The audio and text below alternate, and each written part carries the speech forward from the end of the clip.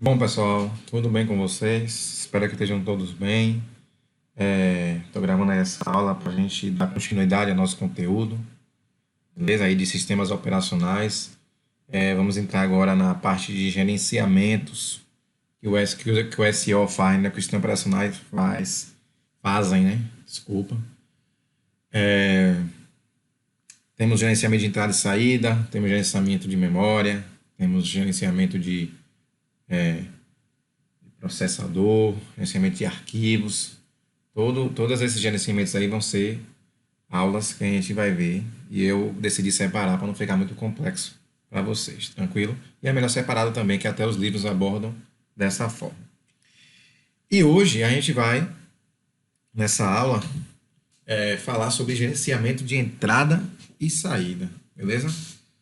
Vocês já ouviram muito falar dessa questão de entrada e saída de dados, né? Geração de informação e tudo mais. Então vamos lá. Quais são os objetivos do controle de entrada e saída? Quais são? O sistema operacional ele precisa emitir comandos para o dispositivo, não é isso? E na maioria das vezes, os programas e o próprio SEO enxergam o dispositivo de uma forma que não é sua real interface. Aí eu coloquei um exemplo aí. Os discos são vistos como blocos de bytes, em vez de trilhas e cilindros. Porque lembra quando, eu não sei se vocês viram em arquitetura de hardware ainda, não sei, se vocês já viram essa disciplina, mas a gente vê que a gente estuda que o HD ele tem um disco magnético dentro, né? E esse disco é formado por trilhas, setores, cilindros, né? Por aí vai. Só que esses discos não são vistos dessa forma, eles são vistos como blocos de byte pelo sistema operacional. O sistema operacional não enxerga o disco como uma trilha de setor, um disco magnético, do jeito que a gente vê, beleza? Ele enxerga como um bloco de bytes ali. Partições lógicas em um mesmo disco são vistas como discos fisicamente diferentes. Outro objetivo da entrada e saída seriam atender interrupções. Porque às vezes acontece interrupção de hardware, não acontece? Às vezes a gente bota um pendrive, o pendrive não funciona, para de funcionar, volta a funcionar, o mouse começa a dar mau contato. Então tudo isso, o gerenciamento de entrada e saída tem que estar ali controlando, tem que estar, faz a interrupção, tentar resolver, entendeu? Tudo isso. Sempre que uma operação de entrada e saída termina, é preciso informar o sistema operacional que o processo que solicitou a operação já pode ser desbloqueado. Isso é feito por meio de uma interrupção. Beleza? Não sei como vocês colocam algum dispositivo USB que é chamado plug and play, coloca no Windows, o Windows começa a dizer que está instalando o drive daquele dispositivo. Ali está fazendo uma interrupção para desbloquear aquele dispositivo e o sistema operacional poder gerenciar ele e você poder usar. É basicamente isso. Está no nosso dia a dia e a gente não percebe.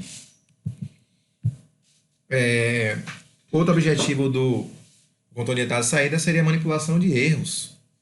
Por quê? Porque se ocorre um erro, né? Se ocorre um erro no sistema operacional, o SEO ele tem que enviar uma informação para o usuário, né? Ele tem que enviar informação para o usuário, tem que tentar resolver. Então, olha o que ele diz, ó. Se ocorrer algum problema em uma operação de entrada e saída, é preciso que o erro seja tratado. Ou seja, esse erro vai ser tratado de alguma forma, vai tentar ser resolvido, ou se até um certo ponto. Se não conseguir mais, ele vai dizer que não teve jeito, né? E acabou. O tratamento do erro geralmente se processa de duas formas. Definir um curso de ação para fazer com que a operação de entrada e saída seja processada corretamente, exemplo, repetir a operação, e gerar uma mensagem de erro, entendeu? Dizer que não teve como, né? Que será encaminhada para o SEO ou para quem solicitou entrada e saída, que no caso é o usuário. Diversas formas de ver o hardware. Dependendo do ponto de vista de cada indivíduo, o hardware pode ser encarado de uma maneira diferente. Programadores de aplicações, como é que o hardware é encarado para esses caras aí? Eles enxergam cada dispositivo da forma como suas aplicações devem manipular os dados. Beleza? Ou seja, eu desenvolvo um programa, eu crio lá um campo para o cara colocar o número da casa. Vamos dizer que eu crio um formulário online, o cara colocar o número da casa. Como é que eu vou enxergar esse formulário? Eu quero que o cara coloque naquele campo ali só os dados de número. Estou enxergando como é que vai ser manipulado os dados naquele campo. Então, só vou bloquear para ele botar só o número. Projetista de SEO. São os caras que se projetam o sistema operacional. Visualiza a forma como cada dispositivo vai interagir com o sistema operacional. Então, como é que esse dispositivo vai ser configurado aqui? Como é que o SEO vai pegar ele e vai configurar, vai instalar o drive, vai buscar online, como é que vai fazer? Projetista de hardware focaliza sua atenção em consumo de energia e trocas de sinais elétricos entre cada dispositivo e o restante do hardware do computador. Isso aqui é muito importante, porque hoje em dia os projetistas de hardware estão focando muito na questão de fazer com que o dispositivo funcione de uma forma eficaz e que ao mesmo tempo consuma menos energia e por aí vai. Nesta parte da disciplina, vamos concentrar nossa atenção em como o hardware é programado e manipulado pelo sistema operacional, beleza? Sem se preocupar com o funcionamento interno, né? Teve um erro aí, depois eu conserto. Vamos lá, dispositivo de entrada e saída. Vamos falar agora dos dispositivos. Podemos classificar os dispositivos de entrada e saída em 3 categorias, beleza? Dispositivos organizados em blocos, dispositivos organizados em caracteres e dispositivos organizados de outra forma. Categoria 1 são em bloco. Nesse tipo de dispositivo, as informações são armazenadas e transmitidas em bloco de tamanho fixo. E cada bloco ali vai ter um endereço próprio que permite sua localização. Beleza? Normalmente o tamanho do bloco vai variar aí nesse tamanho minúsculo aí, né? De 128 e 4096 bytes.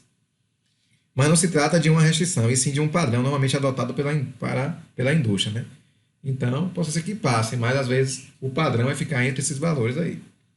É possível ler ou escrever cada bloco independente do outro a qualquer instante, beleza? Então, qualquer instante que o dispositivo for acionado ou colocado, é possível ler e escrever independente do outro a qualquer instante. Exemplo de dispositivo organizado em bloco. Os discos magnéticos. A gente acabou de dizer. Ficou cortado aí, pessoal, mas no vídeo. Mas o exemplo seria discos magnéticos. A gente acabou de ver que os discos magnéticos, o sistema operacional enxerga ele como um conjunto de blocos de bytes. A gente viu na estante. Beleza? Categoria 2. Dispositivo de caractere. Esse tipo de dispositivo libera ou aceita filas de caracteres sem levar em conta a padronização da estrutura de armazenamento. As informações enviadas ou obtidas por este tipo de dispositivos não são endereçáveis, nem aceitam operações de busca aleatória. Quais são os exemplos desse? Impressoras, leitoras ópticas, scanners, tudo isso está incluso aí nesse dispositivo de caracteres, nessa categoria. Beleza? Categoria 3, outros dispositivos, né? As duas categorias anteriores abrangem a maioria dos dispositivos hoje fabricados, beleza? Então, todos os dispositivos que a gente tem hoje, que a gente pluga no nosso computador, a grande maioria deles estão dentro da categoria 1, categoria 2. Porém, existem alguns que trabalham de forma diferentes, que não se enquadram nem na transmissão de dados em blocos, nem em filas de caracteres. Quais são eles? Vamos dar um exemplo aqui. Os relógios.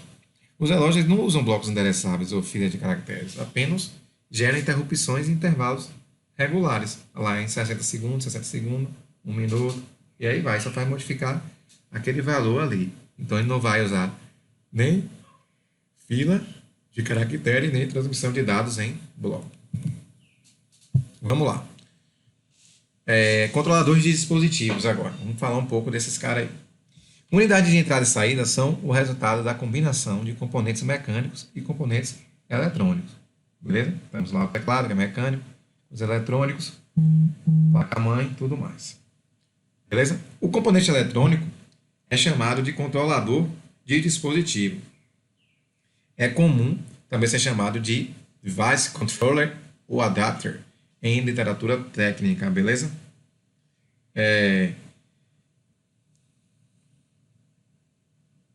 Geralmente é um circuito impresso que pode ser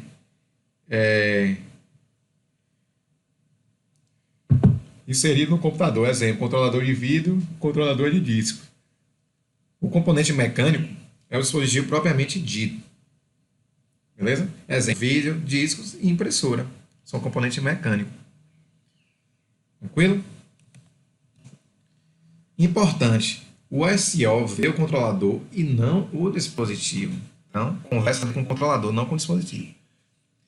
O SO usa os barramentos que tem na placa-mãe, vários barramentos que vocês devem ter estudado, que não faz parte dessa disciplina.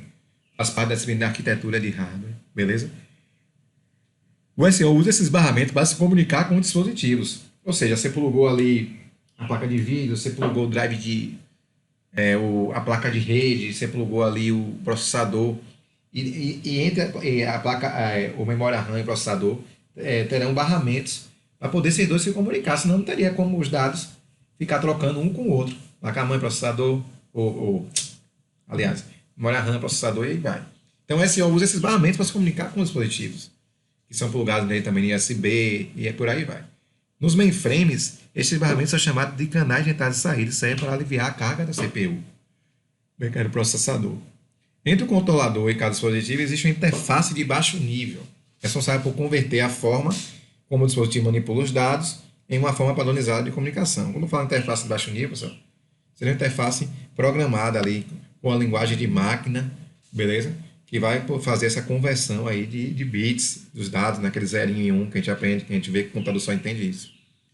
Por exemplo, discos são formatados em setores, trilhas e cilindros, mas o drive envia uma lista serial de bits e cabe ao controlador converter essa lista em grupos de blocos para poder o SO fazer a comunicação, beleza? Aí seria um esboço gráfico desse barramento e dos dispositivos que estão na placa-mãe e dispositivos que estão fora da placa-mãe também se comunicando, beleza? Temos a CPU ali, a memória principal, controlador de discos, controlador USB, controlador de vídeo, controlador de impressora e outros controladores. Aí você tem um barramento fazendo a ligação de todos eles para que eles possam se conversar e se comunicar entre si. Aí tem uma interface de baixo nível fazendo a intermediação ali e depois a gente tem a questão do SO poder trazer a resposta de tudo para a gente que usa ele, né? Controlador de dispositivos. Vamos lá, ainda. Registradores internos de cada controlador. Cada controlador tem uns poucos registradores que são usados para a comunicação com a CPU. Então, cada controlador vai ter um registradorzinho e esse registrador vai se encarregar de fazer essa comunicação com a CPU, beleza? Em algumas máquinas, estes registradores fazem parte do espaço de endereçamento regular, ou seja, podem ser endereçados diretamente. O SO realiza operações de entrada e saída, escrevendo comandos e parâmetros, que os comandos utilizam nestes registradores. Então, entra dados, para a saída de dados, informações, essas coisas. Quando o comando é completado, o controlador causa uma interrupção para permitir essa interrupção, é uma interrupção muito rápida. Ele faz interrupção. A interrupção para o CPU fazer aquele controle ali, controlador tal, mas é muito rápido que a gente nem percebe. Causa uma interrupção para permitir que a CPU assuma o comando novamente e teste o resultado da operação. As informações a respeito do andamento da operação também são armazenadas nestes registradores, beleza? Esses registradores que ficam dentro dos controladores, beleza? O gerenciamento de entrada e saída é organizado com uma série de camadas sobrepostas. As camadas, agora a gente está falando do software de entrada e saída. As camadas mais baixas se preocupam com o hardware. E as camadas mais altas se destinam a manter uma interface simples para o usuário. Então as camadas mais altas vai estar perto de onde a gente entende, do que a gente vê no SEO ali. E as camadas mais baixas, que é o baixo nível que eu falei neste instante, então vai estar ali os controladores, a linguagem de máquina, 0 e 1, bits, bytes e por aí vai. Beleza? Conceitos importantes do software de entrada e saída aí. Independência do dispositivo físico. E, exemplo, qualquer software que acessa disco deve conseguir funcionar para vários tipos de disco, sem necessitar ser recompilado a cada mudança de hardware. Beleza? Uniformidade de nome. O nome de um dispositivo deve ser uma cadeia de caracteres ou um inteiro. A formação deste nome não deve depender do dispositivo. Tem a manipulação de erros, que erros devem ser tratados o mais próximo possível do hardware e só repassado para as camadas superiores, caso não possa ser resolvido. O que eu falei neste instante, o SO ele vai ficar manipulando esse erro, tentando resolver, repetindo a operação até tentar resolver. Quando ele vê que não tem mais jeito, aí ele dá um erro para o usuário lá e o usuário vê que aquele dispositivo deu erro. Mas enquanto isso ele está ali tentando resolver repetidamente, né? Tentando resolver várias vezes. Quando não consegue, quando ele vê que não dá, insistindo, não deu, manda o erro para o usuário. E é os erros que a gente vê aí nos sistemas operacionais, os erros que a gente encontra aí na nossa vida aí de informática, beleza? Falando ainda do software de entrada e saída. Tipo de transferência de dados. Temos as transferências síncronas, que são transferências de dados síncronas, são realizadas em blocos. A gente viu na instante a questão da realização de blocos de bytes, né, de dados. Transferências assíncronas são transferências de dados assíncronas, são controladas por interrupções. Cada interrupção que causa aí para o processador pegar o comando que a gente viu na instante. Muitos dispositivos de entrada e saída são assíncronos. A CPU inicia a transferência e vai cuidar de outra coisa enquanto esta é processada até que ocorra uma interrupção, beleza? Para o usuário, geralmente, isso se apresenta de forma síncrona, são blocos, pois facilita a programação. Então, para a gente, né, para os usuários e para os programadores, funciona da forma síncrona, né, que a gente não tem como ser robô para entender aquela linguagem de máquina, né?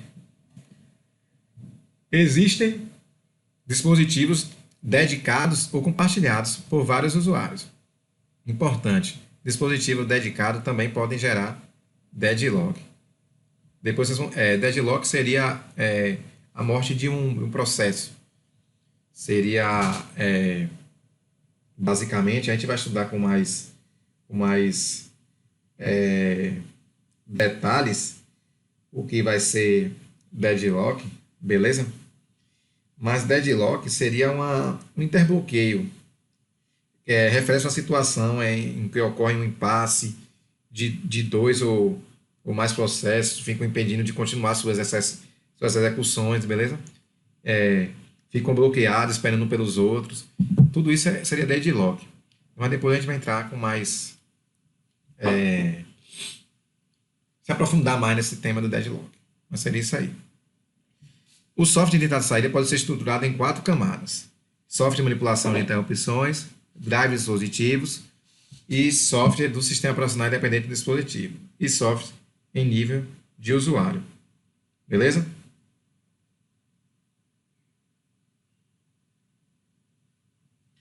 Vamos lá.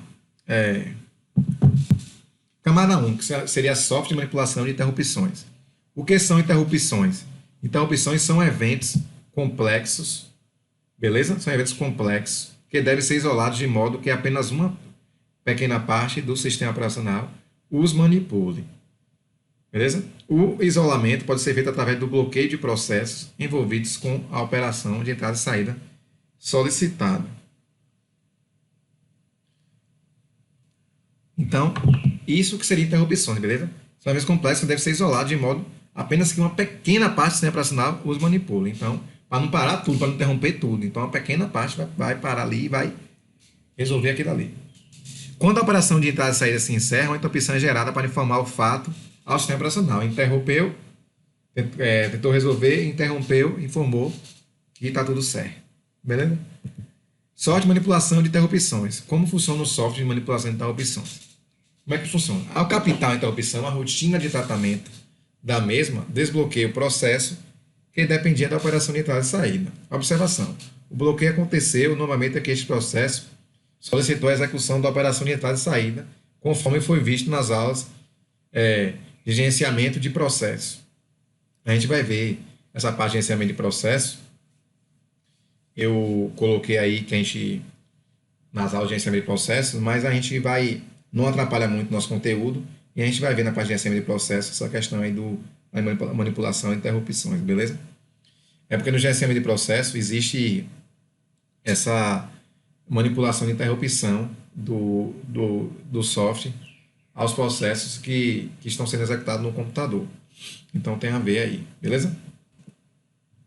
Drive de dispositivo, que é a camada 2. O que é um drive de dispositivo? A parte do sistema operacional que conhece intimamente o controlador do dispositivo. Beleza? Que é aquele drive que o Windows instala, que é aquele drive que antes a gente tinha que instalar na placa-mãe, quando a gente estava instalando, ou formatando o Windows, colocando o Windows, a gente tem que instalar todos os drives. Só que hoje em dia os drives eles instalados automaticamente pelo sistema operacional. Tá mais tranquilo. Cada drive manipula um dispositivo ou uma classe de dispositivo. Então, eu tenho um drive de rede, eu tenho ali o drive de áudio, o drive para aquele pendrive USB, tem vários drives controlando vários dispositivos.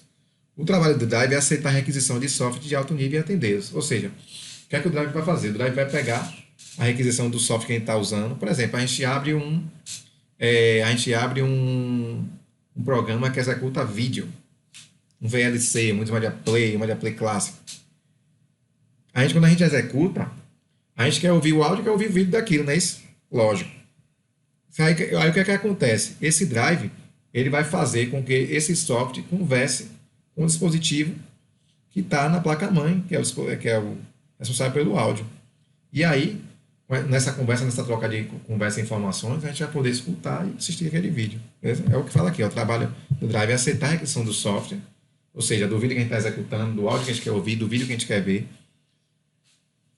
de alto nível, e atendê-las dessa forma, fazendo conversar com o hardware, beleza? Funcionamento dos drives dispositivos.